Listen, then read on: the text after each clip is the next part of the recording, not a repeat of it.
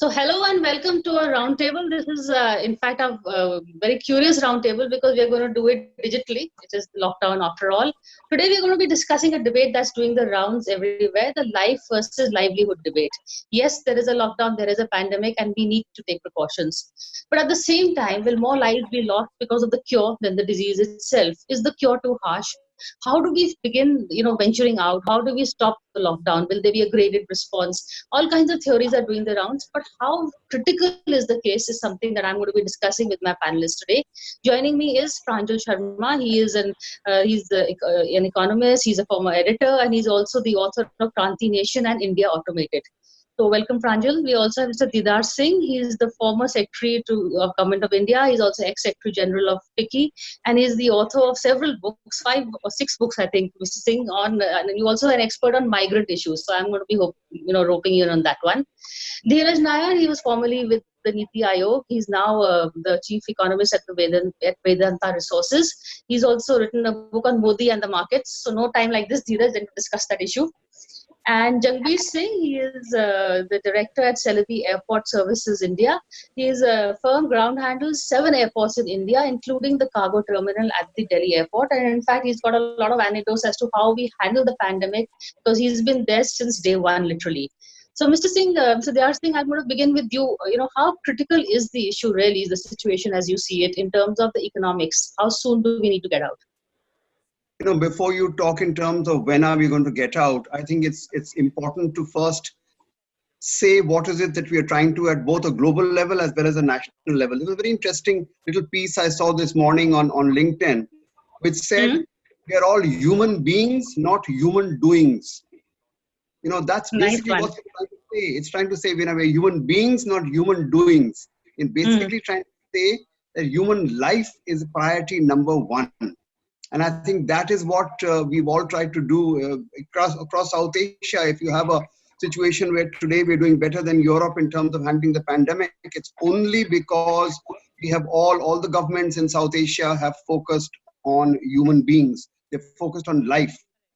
And they have put in this lockdown, which has caused a lot of issues, of course, which other people will also talk about. But I believe it was the right step, and that's what I want to flag right at the beginning. It was a right step, but Pranjal, do we now need to move away from this and start looking at options to moving out? Really, I know I stole your line by saying that if the disease doesn't kill us, the lockdown will. But how quickly do we need to move? So let me, build on what Dr. Singh said. I would say it's about life, but it's also about quality of life. Because, for a lot of people in the middle classes, people like us, I would say we can still manage to survive this lockdown for maybe a few more months, definitely. But the concern for everybody is, of course, the masses. A lot of the people, if you see in our workforce, 90% of the people are in the informal sector who do not have a job. Dheeraj, how do you see it? Well, first of all, I completely agree. Lives is important, but then, as Pranjal said, livelihood as well. So I think this is not a good situation for any decision maker. It's a tough situation because whichever decision you take will have consequences. So if they had not opted for the harsh lockdown, you would have probably seen many more cases and many more lives lost. If you opt for the harsh lockdown for a lengthy period, you have the livelihood loss issue. So it's a difficult situation. There's no easy way out for any government, but I think, frankly, saving lives at this stage, given the quality of our health infrastructure, was the right thing to do. I think now it's very clear that our performance and South Asia's performance is way better than Europe and the US and so on. So calibrated opening has to start. I think yesterday already there was an order from the Home Ministry saying that shops can open, other than essential shops can open. So I think the government is mindful of the fact that you need to restart economic activities step by step. It's not going to be one big opening up on one day. I think it's also dangerous because if you suddenly have people crowding places, because in India, any workplace, public transport, everything is crowded. So there is that risk. So without excessive risk, open shops, open offices, open factories, maybe at 50% capacity, start in a graded way because, yes, this thing is not going away. It's now clear that COVID is going to stay with us for at least 6 months, 12 months, at least till a vaccine or some mechanism comes. And we cannot be locked down for 6 or 12 months. So I think calibrated opening up with adequate safety measures is good.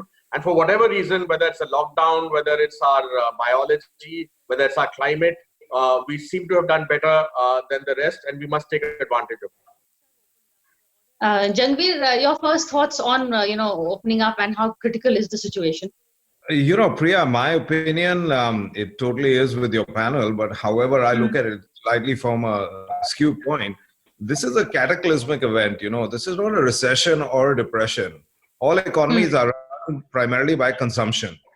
And generally when you ascend into a recession and depression, and you know what's happening. In this case, we've suddenly gone into inertia. We pulled the plug. Yeah.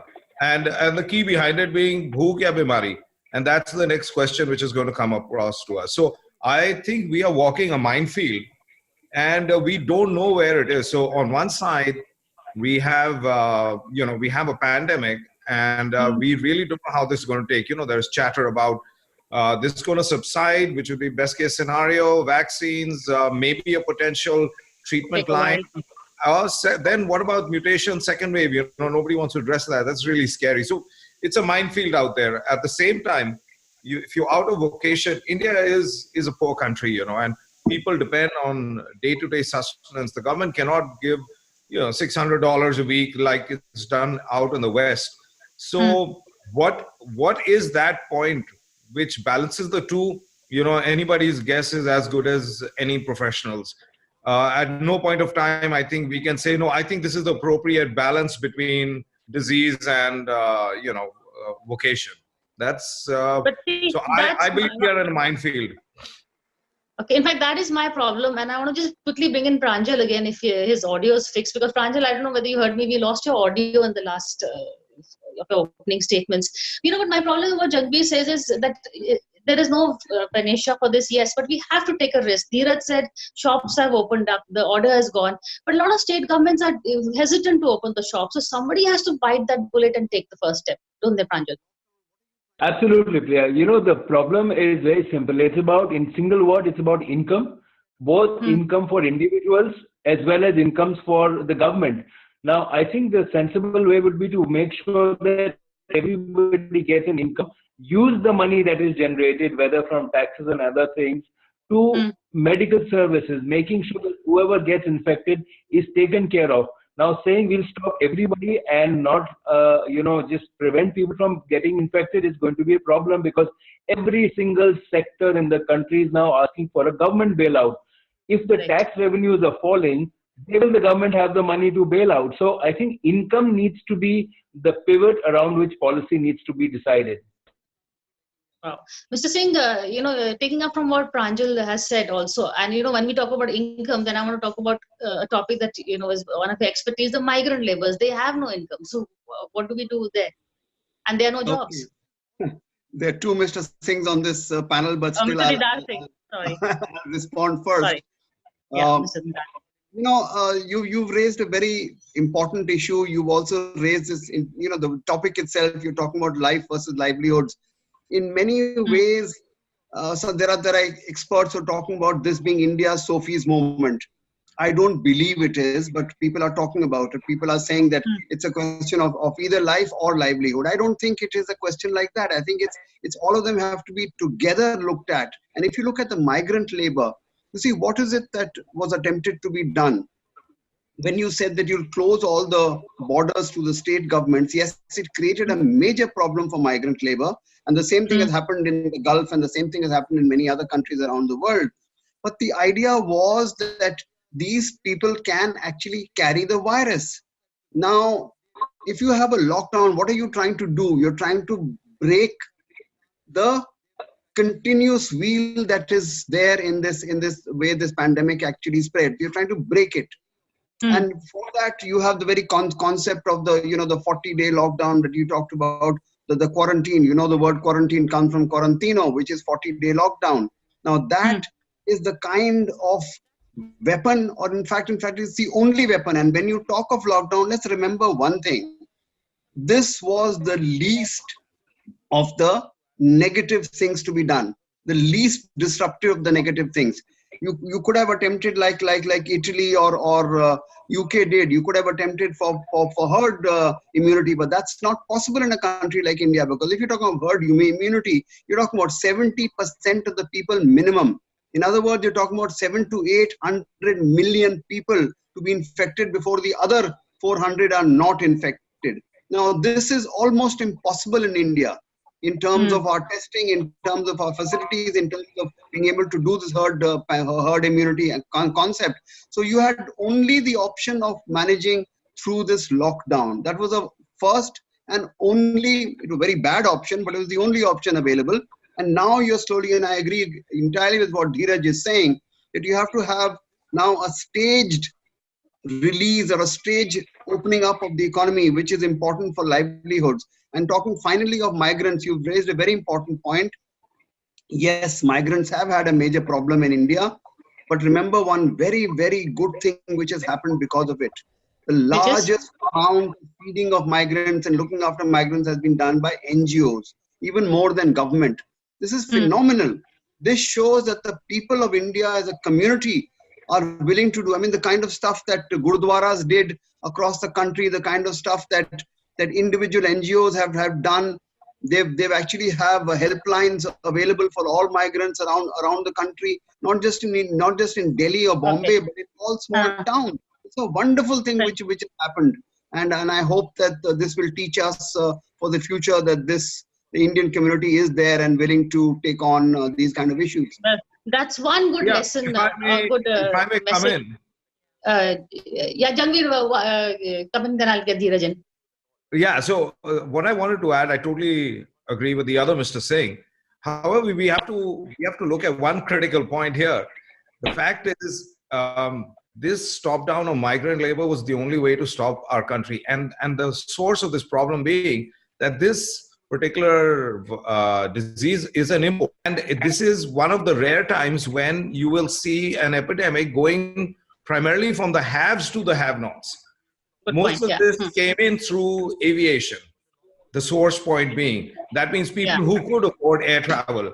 And this came into a population which had larger incomes. We are trying to protect our rural populations. Otherwise, generally, you'd see encephalitis, etc., arising out of clusters in rural villages. You know, every year you see Bihar attacked by encephalitis, and we have the various things going on. But in this time, it's the other way around.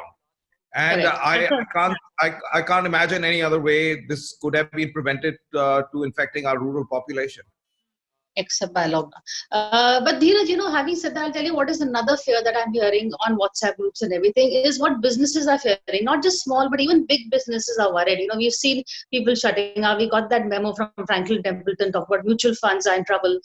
People are saying that is it going to be leading to a situation? On the other hand, we have like a Mukesh Ambani doing a very good deal with Facebook. So are we going to have a system where most businesses will be crushed and then 6-7 oligarchs are going to come up? Is it going the Russia's way?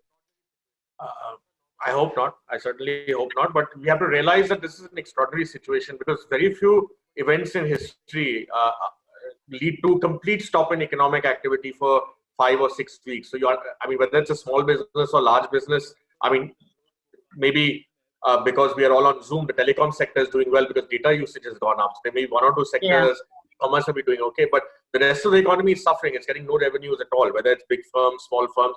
And you have to understand the economy is a chain, right? It's not big or small or medium.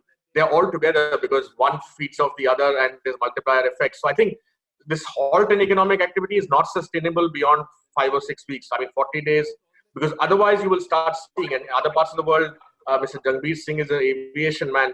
Other parts of the world, airlines have started already filing for bankruptcy. There's Virgin Australia, Air Mauritius. So I think aviation obviously is obvious reasons the worst affected.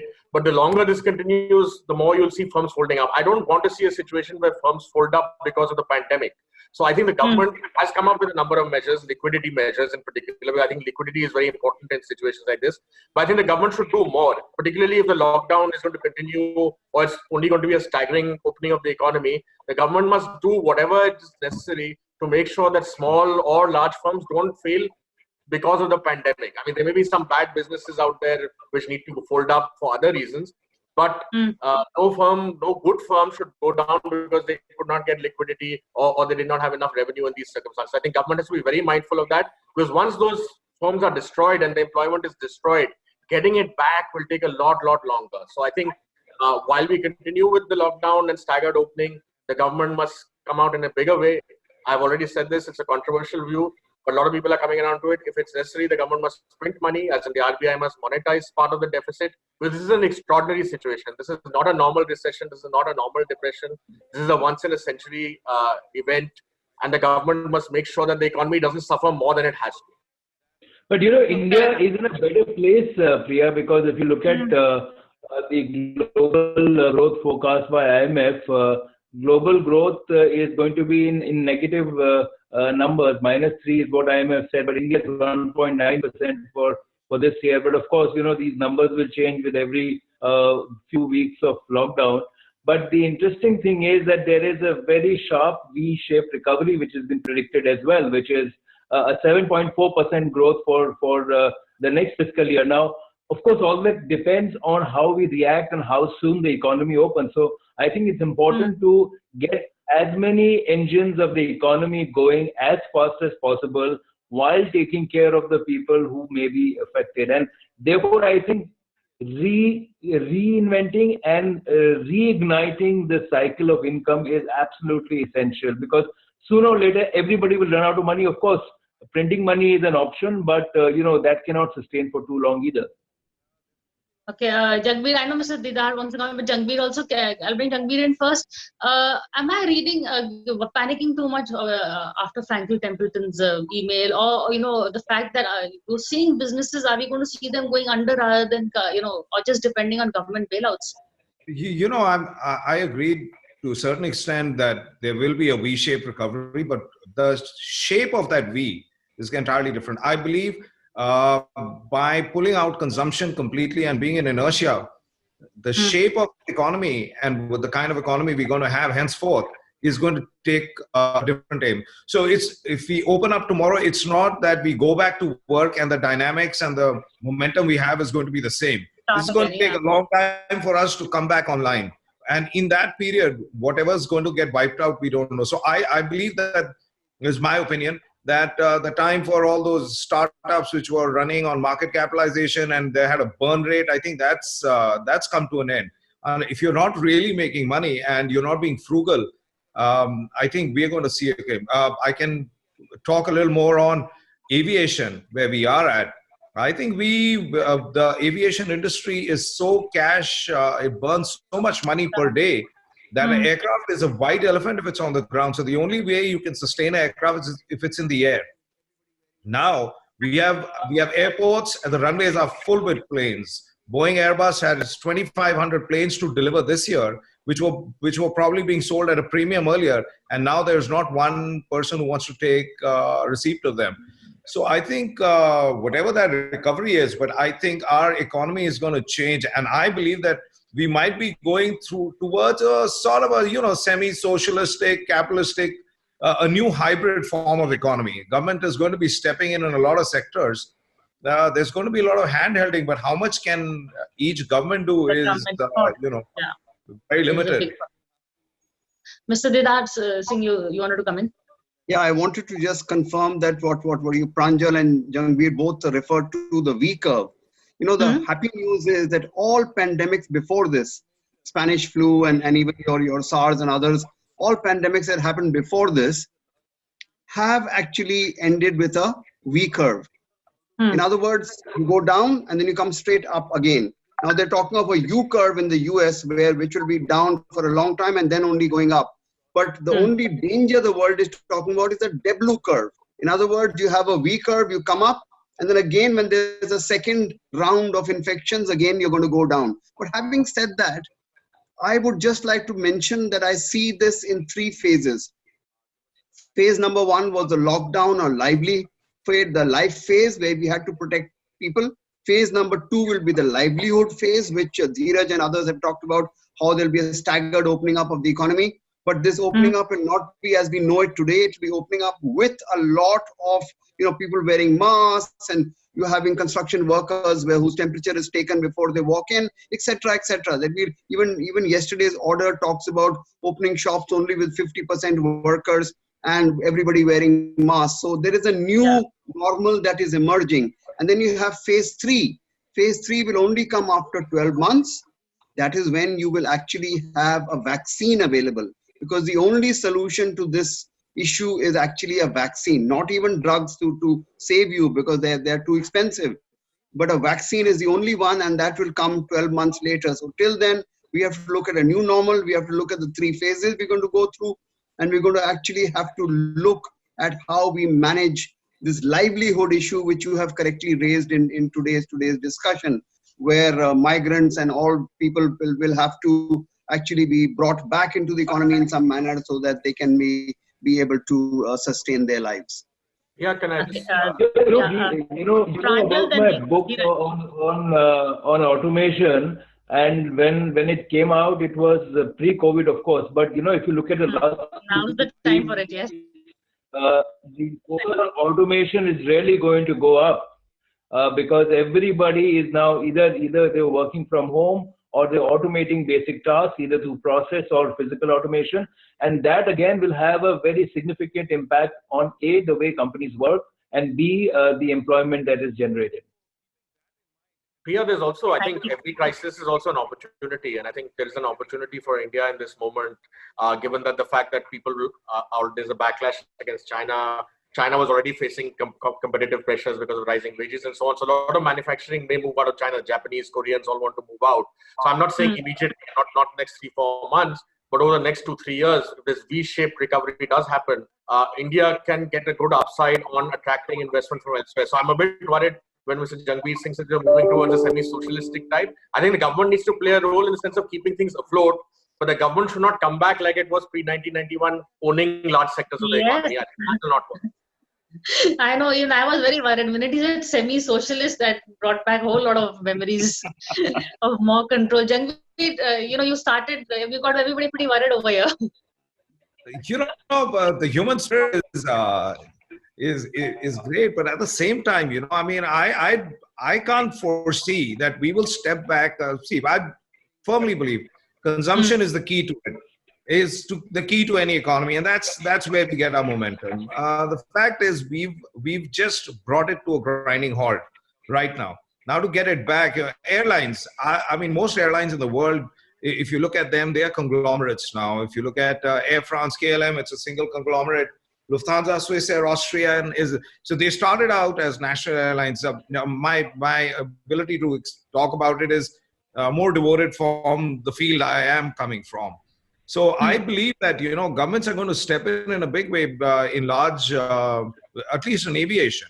And the only way they can protect all the support they give, these are not small handouts. They run in billions of dollars, is if they control the airline. Just to give you, I don't think we're in a position right now to sell Air India anymore. Times have changed. So keeping that in mind, and these large, we still don't know the impact of this pandemic to industry.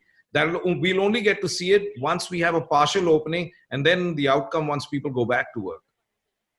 The final word to the other Mr. Singh.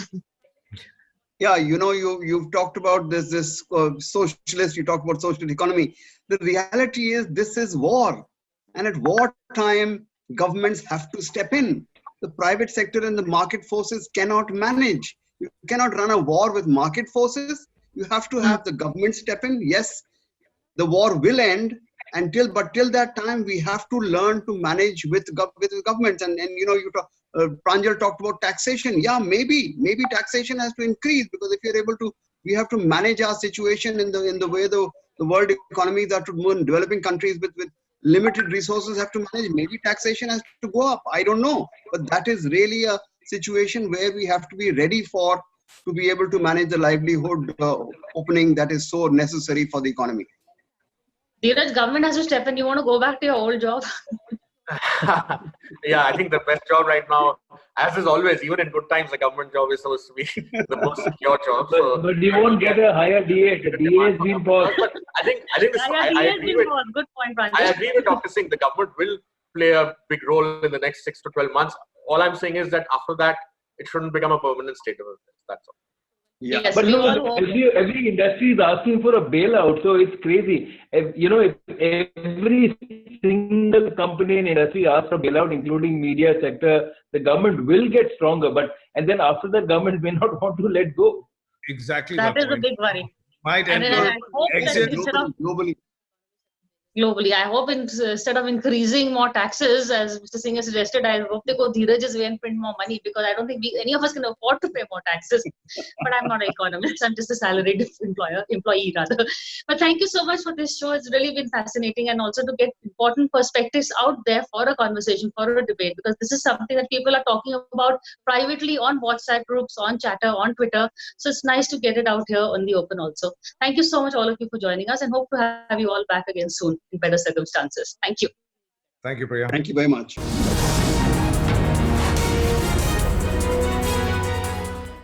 For more such videos, subscribe to the NewsX YouTube channel, hit the bell icon.